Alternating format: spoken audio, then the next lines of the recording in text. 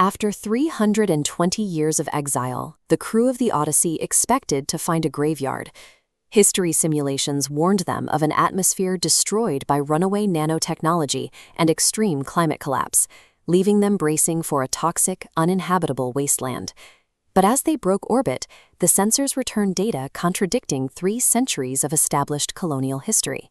The atmosphere was perfectly breathable.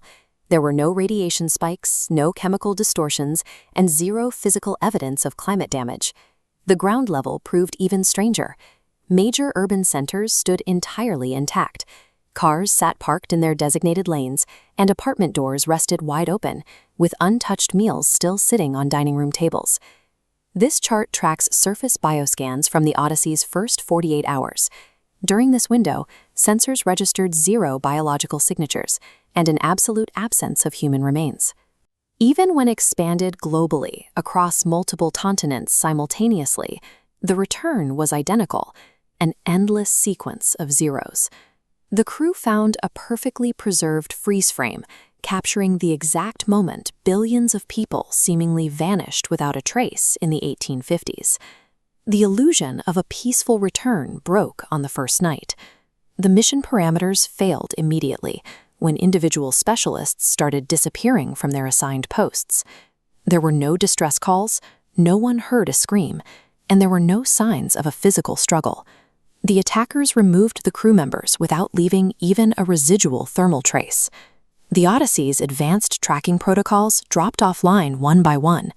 The digital crew rosters steadily shrank without generating a single error code. The remaining specialists quickly realized their standard defensive perimeters offered 0 protection. Weapons and barricades are useless against an invisible threat. With their ship's communication arrays being jammed by a subterranean pulse, and their missing teammates' transponders briefly flickering from thousands of meters below, the survivors couldn't simply retreat to orbit.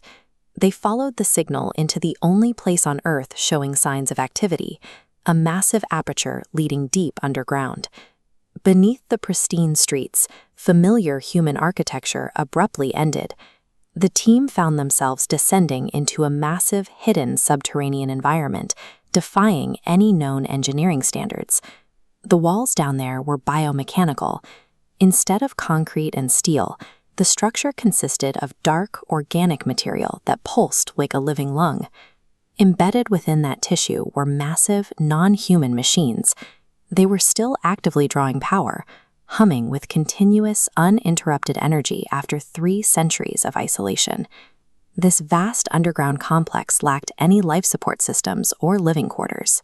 It was an active, functioning mechanism specifically designed for containment. When the ship's historian managed to interface with an ancient database terminal, the decrypted logs immediately contradicted every textbook taught in the colonies. The 1850s climate disaster was a complete fabrication. The atmospheric collapse and the rogue nanotechnology were engineered narratives deployed globally to force an immediate, unquestioned evacuation of Earth. Humanity's exodus to the stars was actually a highly coordinated military retreat meant to establish a permanent planetary quarantine. This cross-section shows the reality of Earth's architecture.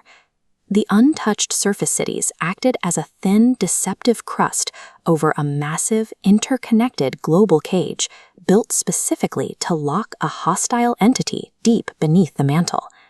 The Odyssey crew hadn't landed on a reclaimed paradise. They had unknowingly entered the perimeter of a planetary-scale isolation ward. And then the prisoners finally revealed themselves.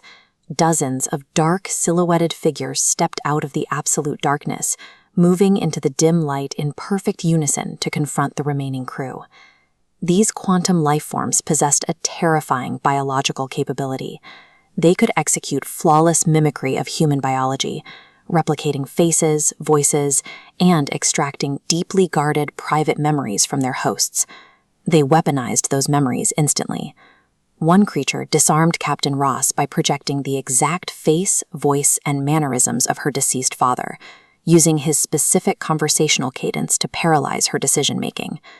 The Odyssey's scanners soon confirmed that these entities weren't just visual projections. They replicated DNA sequences, thermal signatures, and resting heart rates with near-perfect accuracy. In the absence of a sophisticated biometric laboratory, it was impossible to prove if the person standing next to you was actually human. The survivors executed an uncoordinated retreat back to the surface. They scrambled aboard the Odyssey and initiated the emergency orbital launch sequence to escape the atmosphere. But right as the primary airlock sealed shut, the ship's internal AI flagged a fatal mathematical error, proving the infiltration was entirely successful.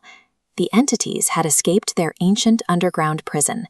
They were already sitting comfortably in the command chairs, meaning the galactic quarantine had definitively failed.